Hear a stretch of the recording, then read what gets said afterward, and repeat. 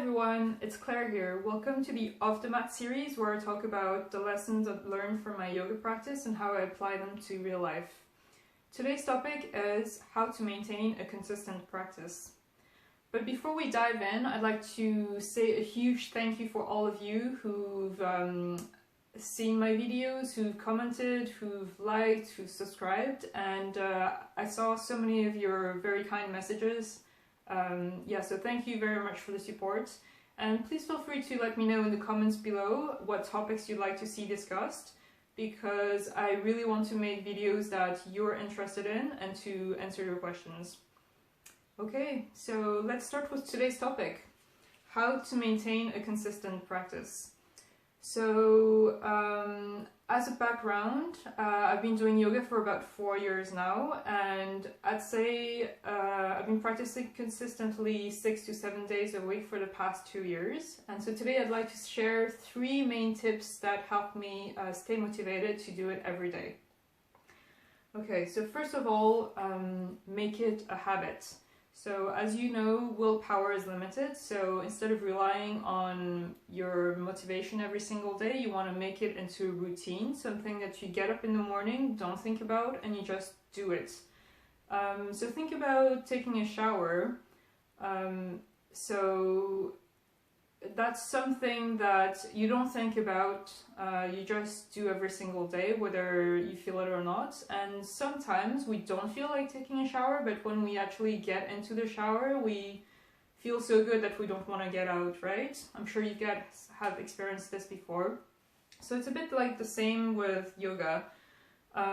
So if you're just starting out, you probably want to ramp it up. For example, start with 2 days a week, then increase it to 3 or 4. And then eventually do it 5 or 6 days a week. It's going to be kind of hard if you go from no practice to practicing every single day. And think about taking that shower again. Sometimes it happens that when we're busy or traveling, for example, you don't take a shower on a day, and that's okay. Catch up on the next day, that's fine. Same with yoga. So if you're traveling or if you're tired or sick and you miss a day, that's totally fine. Don't beat yourself up with it. Just catch up the next day, you know. And I would say if you have to miss a few days on a week of practice, then it's better to have these days spaced out. For example, if you're going to miss 2 days of practice in a week, make this, say, a Tuesday and then a Thursday. So because if you miss 2 days in a row, usually I find it's harder to start again on the third day. Right, so secondly, take it one breath at a time, don't overplan. So what I mean by this is, if you tell yourself that you're going to do a 90-minute practice sometime today and it's going to be perfect, you're going to give your 100% energy and effort, it's going to be overwhelming, and chances are you won't do it because it just seems like too much. So what I do usually is, especially when I'm feeling a bit down, is just get on your mat, don't think about it. I start with my warm-ups, and I give myself 100% permission to stop at any time during the practice if I feel tired. This is very important. So you want to be focusing on the present breath, take it one step at a time, and evaluate when you're done if you do want to take the next step. And if you feel actually tired or not well, actually do give yourself 100% permission to stop. It's okay.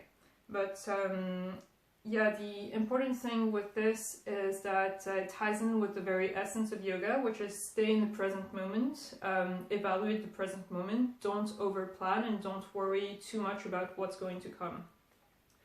It doesn't have to be the perfect practice every time. Sometimes, going back to that shower analogy, you know, you don't have to have a full spa with like bubble foam baths every single time. On days when you're busy, you just take a very quick shower and get it done with, but it's part of your ritual, your daily ritual. Same with yoga. It doesn't have to be the perfect practice every time. Just get on your mat, even if you just do your warm-ups and feel tired afterwards, allow yourself to stop, it's fine.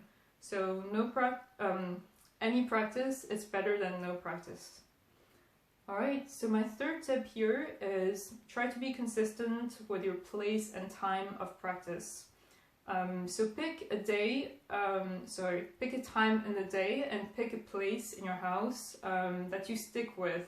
So this signals your brain that it's time to get into the mood for yoga. You know, it's same as when you're getting ready for a night out, for example. You get ready, you put maybe some music on, you have one drink. So it's very important. That signifies your brain to get into the mood for yoga. And also if you're living with family, flatmates, friends, etc.,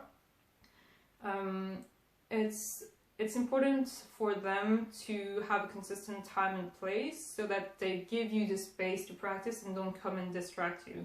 So yeah, so it just makes it easier when you're living closely with people. And a last little tip that helps is have a ritual. Maybe like when you start your practice, light a candle, and when you end your practice, blow it off. Or maybe light some incense and then turn it off when you're done, or maybe play some music during your practice. So it helps signify to your brain that, okay, so the candle is on, this is the start of my practice, and now the candle is off, it's the end.